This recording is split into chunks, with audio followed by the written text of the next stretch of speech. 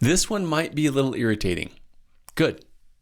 That's usually a signal. Here it is. Smart people are often better at defending bad ideas than changing them. Not despite their intelligence, but because of it. Boom. Intelligence improves your ability to argue. It does not automatically improve your ability to update your argument.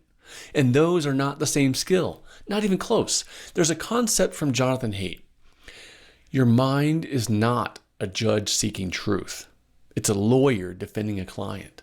And the client is you, your identity, your status, your past decisions, your reputation. So the moment an idea becomes yours, it stops being an idea and it becomes something that you have to protect. Once that happens, something subtle shifts. Evidence is no longer information. It's a threat. And when people feel threatened, they don't think better. They think faster and worse and protective. That's when you start to see patterns. You move the goalposts.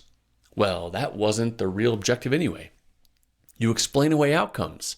There were just too many variables. You blame execution instead of assumptions. The idea was right. We just didn't do it properly.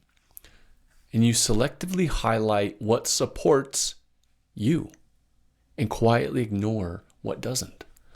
Now here's the uncomfortable part. The smarter you are, the more convincing you can make all of that sound. You don't just defend the idea, you actually build a case for it, a polished one. There's another perspective from Hugo Mercier and Dan Sperber. They argue that human reasoning did not evolve to find truth. It evolved to win arguments.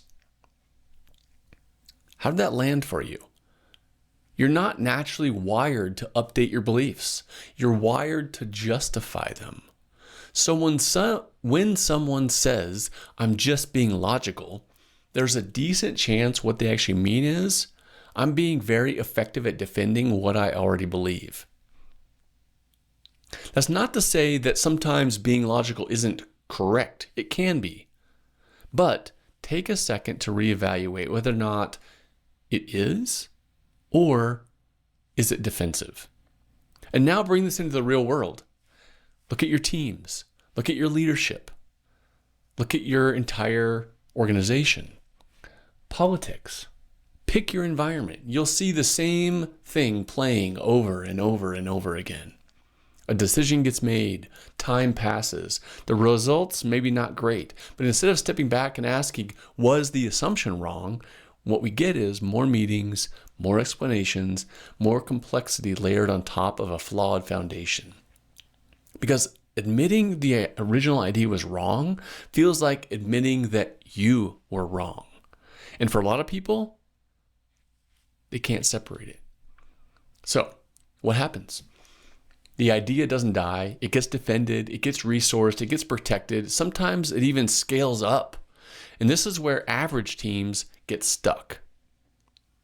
You can now do something different. Separate the two things that people often fuse together. The idea from the identity. That separation is the whole game. Because once those are fused, you can't think clearly. You can only defend. If your identity is tied to your ideas, you will defend bad ideas longer than you should. Every single time. So, what does better actually look like? It's not more intelligence. It's not a better framework. It's not another podcast or workshop. It's a behavior. A simple one. Ask yourself, if I had to argue against my own position, what would I say? How would I say it? Build the case. Get uncomfortable. Try to beat your own argument. Because if you can't argue against yourself, you're not thinking. You're just performing. The goal is not to win that internal argument. The goal is to start seeing more clearly, to loosen your grip on the idea being your identity, to create just enough distance between you and the idea so you can actually evaluate it. This is what real critical thinking looks like. So, the next time you feel that little spike, that defensiveness, that urge to immediately explain, justify, or push back, don't ignore it. That is your moment. That's the signal that your identity might be getting involved. And that's exactly when you need to step back and ask, am I trying to understand or am I trying to win? Because one of those makes you right, the other one makes you better.